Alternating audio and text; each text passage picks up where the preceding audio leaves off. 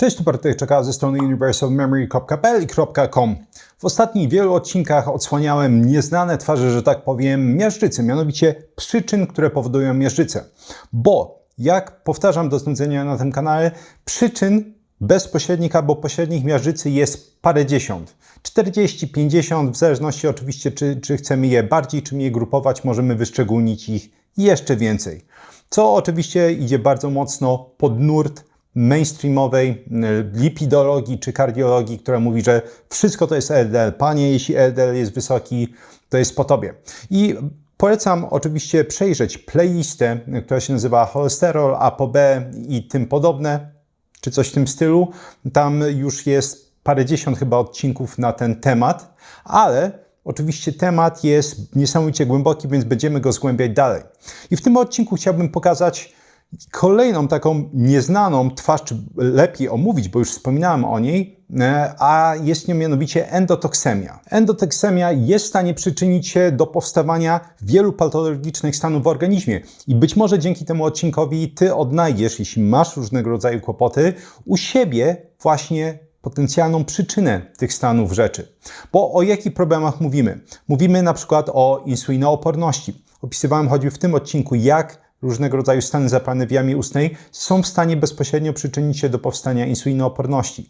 Wiemy też z innych badań, że jeśli usuniemy choćby te stany zapalne w postaci parodontozy, to uwaga, insulinooporność jest w stanie ustąpić. Co wydaje się absurdalne, ale tylko i wyłącznie oczywiście z punktu widzenia medycyny mainstreamowej, ale jest bardzo dobrze opisane w literaturze. A teraz chwila przerwy dla sponsora tego odcinka, którym jest nieustannie Mięsna Paczka. Jeśli jeszcze nie kojarzysz, to Mięsna Paczka jest dostawcą mięsa z certyfikowanych ekologicznych polskich gospodarstw, gdzie hodowla, jak zawsze powtarzam, odbywa się tak, jak powinna się odbywać w sumie wszędzie.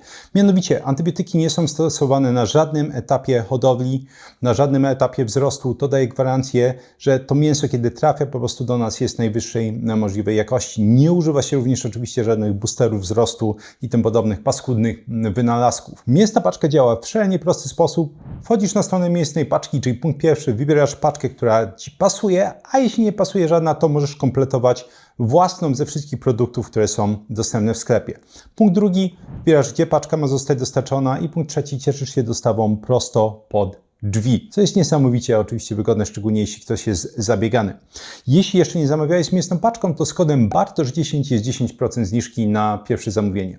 Ja serdecznie polecam ze swojej strony, jak zawsze, a my lecimy dalej. Poza insulinoopornością, endotoksemia jest w stanie powodować m.in. czy wywoływać dreszcze, jest w stanie wywołać podwyższoną temperaturę ciała, tachykardię, czyli podwyższony puls, podwyższone tętno. Przypominam, że tachykardię będzie się klasycznie klasyfikować jako tętno powyżej 100 uderzeń na minutę. Natomiast trzeba podkreślić, że endotoksemia jest w stanie ogólnie podnieść tętno.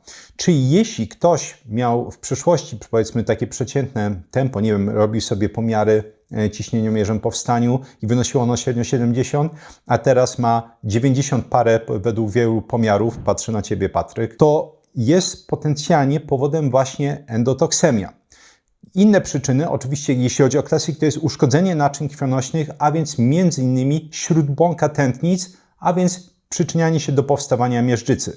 Przypomnę zresztą na podstawie jednego badania, jak to ładnie widać. Ale mamy jeszcze więcej tych potencjalnych symptomów. Będziemy mówić o osłabieniu, będziemy mówić o gorszym samopoczuciu, o zmęczeniu. I to jest jeden z takich oczywiście olbrzymich tematów, bo ja wielokrotnie na kanale mówiłem, że jeśli ktoś mówi, że jest zmęczony, to tak naprawdę diagnostyka jest niesamowicie szeroka.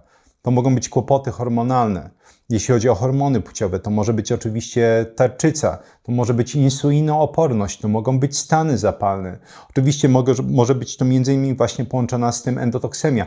Powodów jest naprawdę wiele, natomiast endotoksemia jest w stanie samodzielnie wywołać takie osłabienie, adhedonię, między innymi tu utratę po prostu radości z wykonywania wielu czynności, które wykonywaliśmy wcześniej. Innymi słowy, endotoksemia jest potencjalnie przyczyną powstawania wielu kłopotów zdrowotnych i tak jak mówiłem, mam nadzieję, że po wysłuchaniu tego odcinka odkryjesz, że być może jest to jedna z przyczyn, nie mówię, że główna, ale jedna z przyczyn tych kłopotów, jeśli występują one u Ciebie i mam nadzieję, że uda się ją usunąć. Natomiast musimy oczywiście zacząć, jak zawsze, od początku wyjaśnienia paru podstawowych terminów. Wyróżniamy, bo często te stany są, zauważyłem, mylone, bakteriemię i endotoksemię.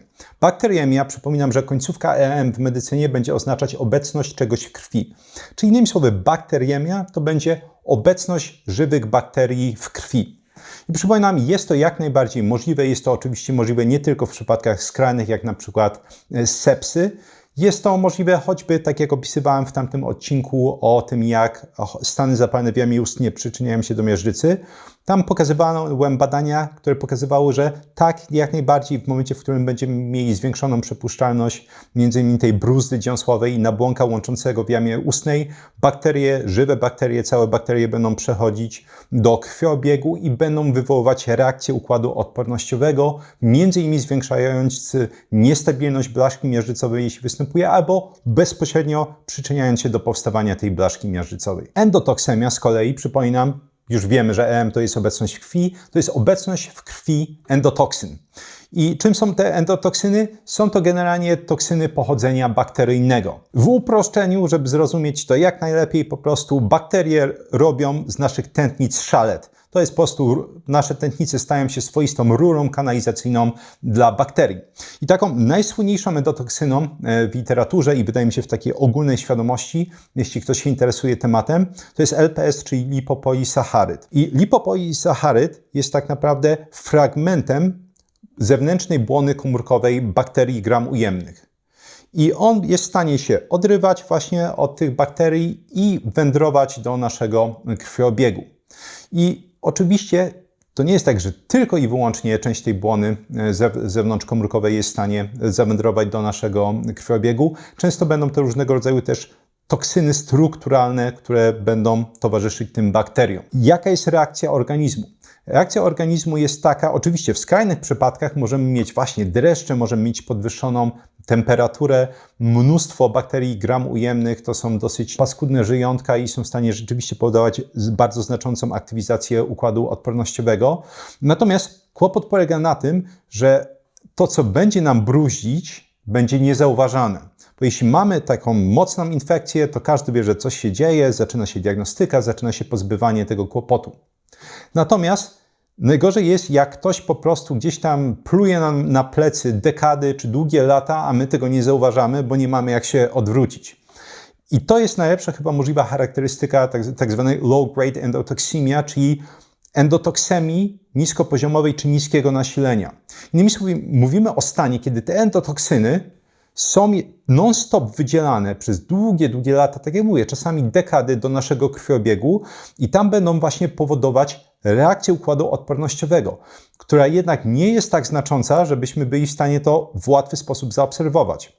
Wiele osób na przykład uważa, że jeśli robi sobie regularnie badania i na przykład ma, nie wiem, odczyn Biernackiego czy białko reaktywne C, to one są nisko, to znaczy, że nic mi się nie dzieje. No, ale jest coś takiego właśnie niestety, co nazywa się subklinicznymi, czyli nie takimi w pełnej okazałości, subklinicznymi stanami zapalnymi, które również mogą być takie permanentne albo półpermanentne i endotoksyny to jest jedna z najczęstszych przyczyn powstawania tych stanów. Stężenie lipopolisacharydów, a więc tych naszych endotoksyn, czy głównej, endotoksyny, będzie średnio, w zależności oczywiście od rozległości czyichś problemów, 10 do 50 razy mniejsze niż w przypadku sepsy. Natomiast przypominam, wciąż będzie to oznaczało, że układ odpornościowy jest non-stop drażniony, będzie po prostu reakcja i stany zapalne, nawet jeśli będą subkliniczne, natomiast reakcja jest zdecydowana ze strony układu odpornościowego i to właśnie będzie wywoływać te symptomy, o których mówiłem wcześniej. Osobnym tematem oczywiście będzie, skąd biorą się endotoksyny. I to sobie będziemy omawiać osobno. W uproszczeniu endotoksyny będą brały się oczywiście z aktywizacji czy większej proliferacji, czyli rozmnażania się i obecności bakterii gram ujemnych. I najczęściej będzie to oznaczało kłopoty z jelitami. Czyli jeśli mamy kłopoty z jelitami, to będzie w stanie powodować to właśnie te wszystkie symptomy i tą endotoksemię niskiego stopnia. Chociaż, przypominam, to nie jest tak, że tylko jelita, jama ustna jest kolejnym takim miejscem i ogólnie uważa się w literaturze, że jakiekolwiek inne siedliska bakterii gramujemnych, jeśli będą znajdować się gdzie indziej, również są w stanie być właśnie przyczyną, tym źródełkiem tych endotoksyn, które będą nam bruździć. I to jest coś niesamowitego, o czym zresztą mówiłem w tym odcinku z kolei, gdzie pokazywałem, że stany zapalne w jelitach będą w stanie rozregulować m.in. gospodarkę serotoniną, będą w stanie wpływać na zaburzenia snu, będą w stanie powodować m.in. migreny oraz mgłę umysłową, różnego rodzaju zaburzenia kognitywne i oczywiście tym samym m.in.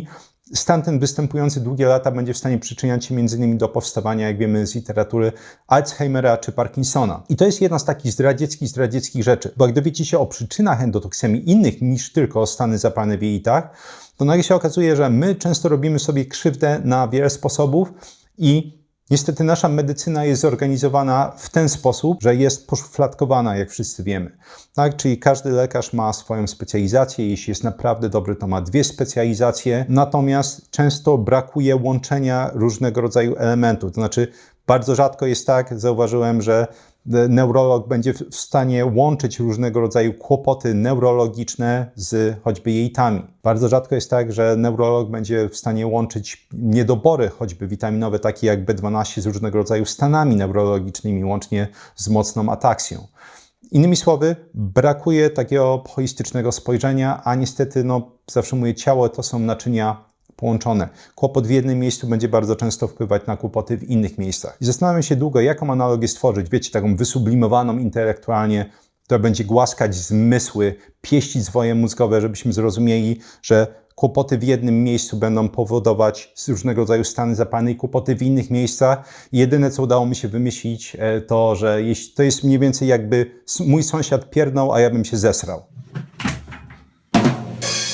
Bo mniej więcej tak to wygląda. Jelita mają kłopoty, a okazuje się, że nagle symptomy będą w absolutnie całym ciele, łącznie z mózgiem. Warto podkreślić, że generalnie lipopolisaccharydy są najlepiej zbadaną endotoksyną w literaturze, bo przeprowadzono już tyle eksperymentów z nimi, że dosyć dobrze poznaliśmy właśnie, jak są w stanie nam bruździć. Natomiast zwróćcie uwagę, że nazwa to jest endotoksemia, obecność endotoksyn w krwi, a nie lipopolisacharydemia. Innymi słowy, obecność lipopolisacharydów w krwi. Bo tych endotoksyn jest więcej i często o wielu z nich wiemy zdecydowanie mniej.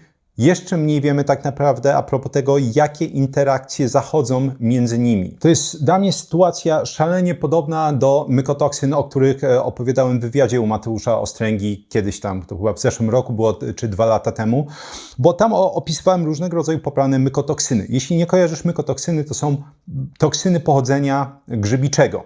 I generalnie mykotoksyny znajdziesz praktycznie we wszystkich ziarnach różnego rodzaju. Znajdziesz je na potęgę w herbacie, znajdziesz je na potęgę w kawie, zboża, praktycznie każdego rodzaju. Jest praktycznie niemożliwe, żeby się ich pozbyć. Jabłka, całe mnóstwo różnego rodzaju popularnych warzyw i owoców, które spożywamy, będą zawierały mykotoksyny.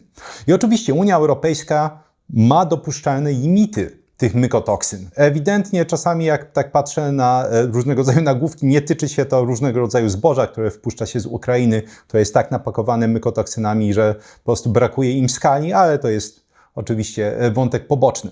Natomiast mamy normy dotyczące mykotoksyn, ale okazuje się, że jeśli człowiek się wczyta w literaturze, to te normy nie znaczą wcale dużo. Czemu? Bo normy mykotoksyn tyczą się pojedynczych rodzajów mykotoksyn. Jeśli na przykład mamy aflatoksynę, to ci powiedzą, ok, nie może być więcej niż tyle. I ty jesteś zadowolony, bo okazuje się, że nie wiem, kawa czy herbata, którą pijesz, ma mniejszy poziom aflatoksyny niż dopuszczalny. Czyli tym słowem nie powinna być aż tak szkodliwa. Ale jeśli się popatrzy na literaturę, to się nagle okazuje, że one są w stanie wchodzić ze sobą w interakcję. I są w stanie wzajemnie zwiększać swoją szkodliwość już w organizmie. Teraz, czy mamy jakiekolwiek normy, które by to uwzględniały? Nie. Czemu? Bo jest to tak naprawdę absolutnie niemożliwe. Nie wiem, czy to będzie możliwe za 30 czy 50 lat, nawet jak moce obliczeniowe różnego rodzaju testów i ogólnie komputerów będą dużo większe. Bo mówimy o takim stopniu skomplikowania.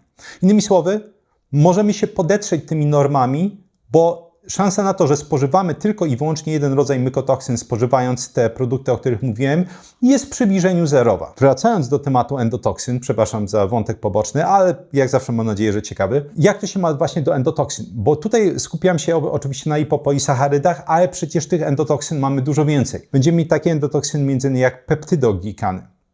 Będziemy mieć m.in. bakteryjne DNA, co nie jest oczywiście toksyną, ale te bakteryjne DNA, jeśli wejdzie do naszego krwiobiegu, będzie również w stanie wywoływać reakcję odpornościową czy prozapalną w naszym organizmie. Idąc dalej, mamy flagelinę, mamy kwas i muszę to powiedzieć bardzo wolno, bo potem te napisy, które tworzy YouTube, jak się mówi niewyraźnie, zaczynają brzydkie słowa mówić. Kwas lipoteichojowy. Lipoteichojowy. I ten kwas jest absolutną podstawą powstawania sepsy, ale oczywiście nie musi cagnąć tak daleko. Jego obecność generalnie będzie prowadziła do powstawania stanów zapalnych. Mamy dodatkowo obecność m.in. pęcherzyków zewnątrzkomórkowych bakteryjnych i to są takie paskudne paczki, które będą zawierały wiele z tych endotoksyn, o których mówiłem. Mogą jednocześnie zawierać właśnie m.in.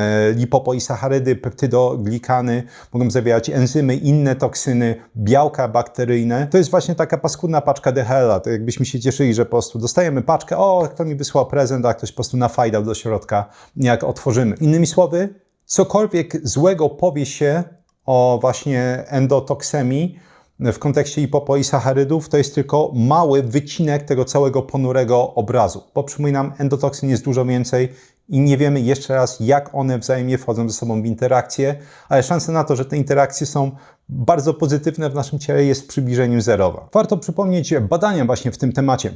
Mieliśmy takie słynne badanie Brunek Study, w którym wzięło udział 516 uczestników wieku od 50 do 79 lat. Celem badania było zobaczenie właśnie, jak poziom endotoksyn, czyli ten poziom endotoksemii, będzie wpływać potencjalnie na powstawanie wczesnej miażdżycy w tętnicach szyjnych oraz ogólnie powstawanie chorób układu sercowo-naczyniowego. Jeśli chodzi o poziom endotoksyny, to mediana wynosiła 14,3 pikograma na mililitr, a zakres od 6 do 209,2 pikograma na mililitr. I teraz uwaga, najwyższe ryzyko miały osoby z poziomem ponad 50 pikogramów na mililitr, czyli powyżej 90 percentyla, miało około 3 razy większe ryzyko występowania czy powstawania nowej miażdżycy. Siła efektu, iloraz szans, czyli odds ratio dla incydentnej miażdżycy wynosił 2,9, czyli już naprawdę wysoko. Kto był najbardziej narażony? Związek był najsilniejszy u osób z przewlekłymi infekcjami, aktualnym paleniem, przeszłym paleniem. Ważna obserwacja o paleniu. Palacze z niską endotoksyną mieli ryzyko miażdżycy podobne do niepalących, natomiast palacze z wysoką endotoksyną bardzo często rozwijali nowe stany miażdżycowe. W badaniu podkreślono, że ten wynik generalnie utrzymał się nawet po uwzględnieniu innych znanych czynników powstawania chorób układu sercowo-naczyniowego. Co więcej, podobny wynik był również dla incydentów sercowo-naczyniowych, innymi słowy m.in. zawałów. I tam podkreślono, że m.in. infekcje będą jednym z czynników, infekcje bakteryjne, muszę się cofnąć o krok i poprawić, infekcje bakteryjne będą m.in. jednym z czynników powstawania chorób układu sercowo-naczyniowego. Infekcje. Zobaczcie, infekcje. Natomiast, bo to będzie temat następnego odcinka, powodu powstawania endotoksemii jest naprawdę dużo, łącznie, uwaga, z intensywnym wysiłkiem fizycznym, jeśli jest on odbywany zbyt często. Jeśli zastanawiasz się natomiast, jak endotoksyny dokładnie będą powstawać, te większe powstawanie czy szybsze powstawanie blaszek miażdżycowych, to literatura też już zna odpowiedź, przynajmniej częściową, bo jak to bywa w literaturze, być może za rok, czy 2, czy 3 poznamy jeszcze więcej szczegółów i inne nieznane dotychczas mechanizmy. Odpowiedź brzmi TLR4 i CD14, bo to jest taki tandem, który będzie właśnie powodować szybsze powstawanie miażdżycy. TLR4 to jest receptor, który będzie przede wszystkim występować w komórkach białych układu odpornościowego, w monocytach i makrofagach. Przyznam, że makrofagi najczęściej właśnie biorą się z przekształcania z monocytów. Natomiast inne komórki układu odpornościowego, m.in. komórki śródbłąka, czy też neutrofile, komórki dendrytyczne również będą zawierały ten receptor TL4. I TLR4 ma to do siebie, że właśnie będzie świetnie rozpoznawać lipopoisacharydy. Czyli przypominam jeszcze raz tą część błony zewnątrzkomórkowej bakterii gram ujemnych. I CD14 to jest, można powiedzieć, taki koreceptor który będzie często działać właśnie w tandemie z tym receptorem TL4. I wtedy, kiedy one się aktywizują, będziemy mieć co? Odpowiedź oczywiście układu odpornościowego. I powiedziałam monocyty, powiedziałam makrofagi. Jeśli słyszałeś cokolwiek o jakby tej patofizjologii powstawania miażdżycy, to być może słyszałeś, że monocyty grają jedną z kluczowych roli w tym procesie. Jak generalnie monocyty będą przyłączać się do różnego rodzaju swoich receptorów, choćby ICAM, które znajdują się w śródbłąku tętnic, i w momencie, w którym się będą przełączać, są w stanie oczywiście przechodzić dalej do ścian tętnic i tam, jeśli odpowiednie warunki są spełnione, nie będę już zanudzać opowieściami na ten temat, mogą przekształcać się w makrofagi, a następnie w komórki piankowe i mamy właśnie proces miażdżycowy. To jest jeden z tych powodów, kolejna ciekawostka, a dla tych, którzy oglądają kanał od dawna, przypomnienie, to jest jeden z powodów, dla których podwyższone monocyty w Twojej morfologii powinny być sygnałem alarmowym. Szczególnie jeśli masz różnego rodzaju inne patologiczne stany, jak insulinooporność, nadmierna rekrutacja i mobilizacja monocytów jest zawsze bardzo niepokojącym sygnałem, jeśli chodzi o zdrowie układu sercowo-naczyniowego. Bo więcej monocytów oczywiście stwarza większe możliwości przyłączenia się ich do swoich receptorów w śródbłąku. I to kończy takie krótkie zapoznanie się z endotoksemią, endotoksynami. Mam nadzieję, że zrozumiałeś już, czym są i jak mogą sprawiać kłopoty. Jako takie łopatologiczne podsumowanie przypominam, że endotoksemia niskiego poziomu jest w stanie powodować m.in. podwyższenie temperatury ciała. Jeśli zauważyłeś u siebie taką niewyjaśnioną do tej pory podwyższoną temperaturę ciała, niewielką, 36,9, 37, to może być cecha osobnicza tak zwana, czyli być może Twoje ciało tak funkcjonuje, ale jest najczęściej dużo większa szansa, że wyjaśnieniem są różnego rodzaju procesy patologiczne, które dzieją się w ciele. Endotoksemia to jest jeden z absolutnych klasyków. Jeśli czujesz ogólne osłabienie, nie masz energii, ale wszystkie wyniki inne, żelazo na przykład, tarczyca i tak dalej, wydają się w normie, być może jednym z powodów właśnie będzie endotoksemia. Dodatkowo będziemy mówić tutaj o szybszym powstawaniu miażdżycy, przyczynieniu się do powstawania miażdżycy albo m.in. destabilizacji blaszki miażdżycowej. Będziemy mówić o pogorszeniu nastroju m.in. oraz m.in. tachykardii, czyli podwyższonym pulsie, podwyższonym tętnie. W następnym odcinku oczywiście skupimy się na czymś dużo ważniejszym z praktycznego punktu widzenia, mianowicie źródłach endotoksemii. Skąd bierze się podwyższony poziom endotoksyn w naszym organizmie? Bo jak zawsze, jeśli zrozumiesz, co jest przyczyną, to dużo łatwiej jest to wyeliminować. Zobaczę, czy to będzie za odcinek, czy za 2 odcinki. Tak czy siak bardzo, bardzo niedługo pojawi się taki odcinek na kanale. Ja jak zawsze dziękuję Ci serdecznie za obejrzenie tego odcinka. Daj mi znać, czy zauważyłeś u siebie takie symptomy teraz, czy w przeszłości. Jeśli tak, to z jakimi potencjalnie kłopotami zdrowotnymi, choćby właśnie ta dysbioza w jelitach, czy kłopoty jelitowe się to wiązało. Jeśli masz do mnie pytania, jak zawsze postaram się chwilę podyżurować, bo tak to nazywam, podyżurować w sekcji komentarzy, żeby poodpowiadać na te komentarze, które się tam pojawią.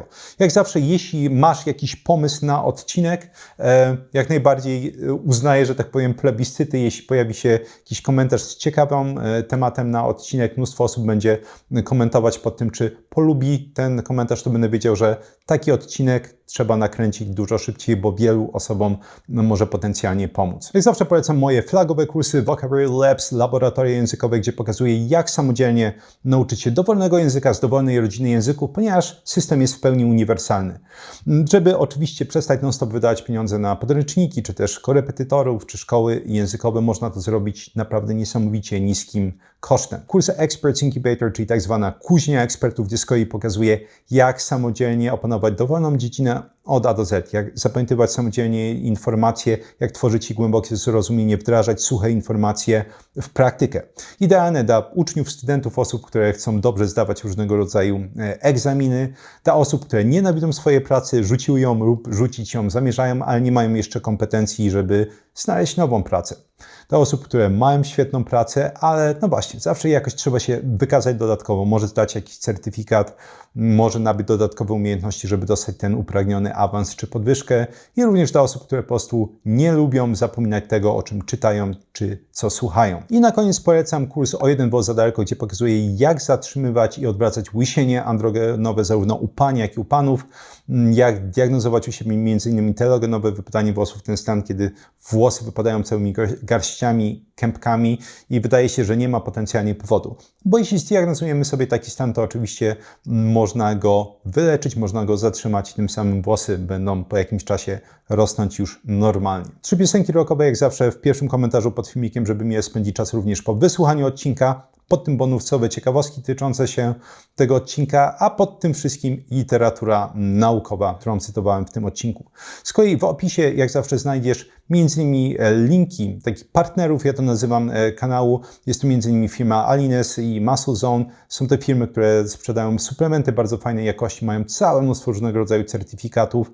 Polecam w najprostszy sposób możliwy, jaki można wesprzeć kanał, to po prostu skorzystać z takiego kodu zniżkowego, bo wtedy oczywiście Ty dostajesz zniżkę i ja jako część programu afiliacyjnego dostaję jakąś działkę. Dodatkowo firma Mitower, która zajmuje się dystrybucją lamp na światło czerwone i bliskiej czerwieni, czy też firma Numa, która sprzedaje fantastyczną oliwę wysokopolifenolową z oliwek, która, uwaga, chyba jedyna oliwa na rynku, którą kojarzę, bada absolutnie każdą partię, praktycznie każdy możliwy parametr. Również w opisie znajdziesz link do mojego newslettera. Jeśli go klikniesz, wyskakuje okienko, można wprowadzić swój adres mailowy i tam z kolei wysyłam artykuły na tematy związane z drugą częścią mojej działalności, od której tak naprawdę zaczynałem lata temu w internecie, a więc m.in. nauka języków obcych, poprawa produktywności, czy też właśnie poprawa pamięci, przyswajanie szybkie informacji. I na koniec, jeśli zainteresowały Cię informacje podane w tym filmiku, to można je ściągnąć w formie łatwo dostępnych fiszek elektronicznych. To jest opcja dla patronów kanału. Patrona to jest 40 zł miesięcznie. Można się zapisać nawet na 1 miesiąc i ściągnąć sobie fiszki do tego odcinka i ponad 200 poprzednich, jeśli ktoś ma taką ochotę. Również jest osobne forum dla patronów, jeśli ktoś chce mnie o coś spytać czy pogadać. I również sekcja badanie tygodnia, gdzie raz w tygodniu omawiam najciekawsze badanie danego tygodnia. Oczywiście często z omówieniem dalszej literatury dotyczącej danego zagadnienia. I to tyle na ten temat. Dla osób, które dotrwały tutaj, jeśli chodzi o następny odcinek, to czy to będzie następny, czy za 2 odcinki, ale będzie taki bardzo duży temat, o którym mnie prosiliście już od dawien dawna, skierowany w stronę pań, a mianowicie, czy warto stosować hormonalną terapię zastępczą. Dzięki serdeczne i do usłyszenia w następnym odcinku.